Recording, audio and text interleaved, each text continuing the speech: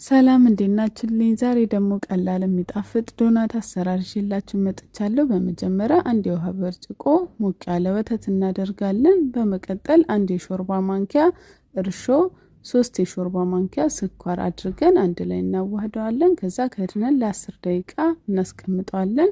ከ10 ደቂቃ በኋላ እርሾአችን እንደዚህ ኩፍ ሲልልን አንድ የሻይ ማንኪያ ጨው አድርገን እናዋህደዋለን። በመቀጠል 450 ግራም ፍርኖ ዱቄት ወይም ደግሞ ከግማሽ ኪሎ ትንሽ አነስ ያለ ዱቄት ቀስ በቀስ እየጨመርን በደንብ አሽተን እናቦካዋለን። በዚህ መልኩ ካቦካነው በኋላ የገበታ ቅቤ 3 የሾርባ ማንኪያ እናደርጋለን። አንድ ላይ ድጋሚ በደንብ እናሸዋለን። በዚህ መልኩ ሊጣችንን ካቦካን በኋላ ከድነን በደንብ እስከሚቦካ ወይም ለ1 ሰዓት እንጠብቀዋለን። ሊጣችን በደንብ ቦክቶልናል። ከዛ የምንዳምጥበት ቦታ ላይ እንገለብጠውና በዚህ መልኩ ሊጣችንን ቅርጽ ካስያዝን በኋላ በቢላ ወይም በሚመቸን ነገር በምንፈልገው ሳይዝ እንቆራርጠዋለን። ከዛ እንደዚህ እያድበለበልን ሁሉንም ካዘጋጀን በኋላ መሃሉን እንደዚህ በጣታችን ወይም በምንፈልገው ነገር ከፍተን እንደዚህ ሳብሳብ እናደርገዋለን። ድጋሚ ሸፍነን ለ30 ደቂቃ እናስቀምጠዋለን። ከ30 ደቂቃ በኋላ ድጋሚ እንደዚህ ኮፍ ሲልልን ዘይታችንን በመካከለኛ ሙቀት እናገልና እንጨምራለን። ከዛ ከታቹ ቀላ ሲልልን እንገለብጠዋለን። እንደዚህ በሁለቱም ሳይድ ጎልደን ብራውን ሲሆን እናወጣዋለን።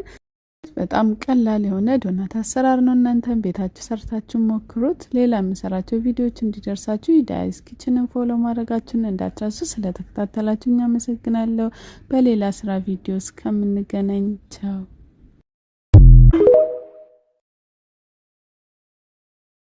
ሰላም እንዴት ናችሁልኝ? ዛሬ ደግሞ ቀላል የሚጣፍጥ ዶናት አሰራር ይዤላችሁ መጥቻለሁ። በመጀመሪያ አንድ የውሃ ብርጭቆ ሞቅ ያለ ወተት እናደርጋለን። በመቀጠል አንድ የሾርባ ማንኪያ እርሾ፣ 3 የሾርባ ማንኪያ ስኳር አድርገን አንድ ላይ እናዋህደዋለን። ከዛ ከድነን ለ10 ደቂቃ እናስቀምጠዋለን።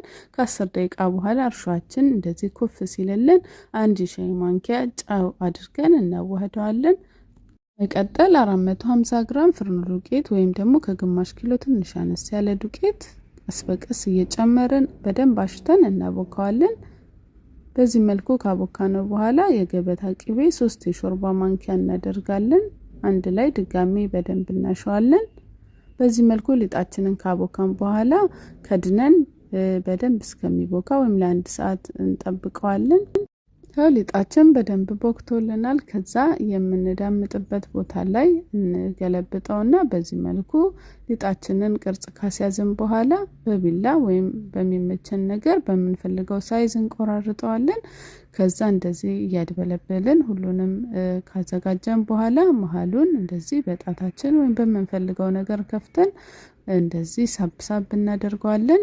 ድጋሚ ሸፍነን ለ30 ደቂቃ እናስቀምጠዋለን። ከ30 ደቂቃ በኋላ ድጋሚ እንደዚህ ኮፍ ሲልልን ዘይታችንን በመካከለኛ ሙቀት እናገልና እንጨምራለን። ከዛ ከታቹ ቀላ ሲልልን እንገለብጠዋለን።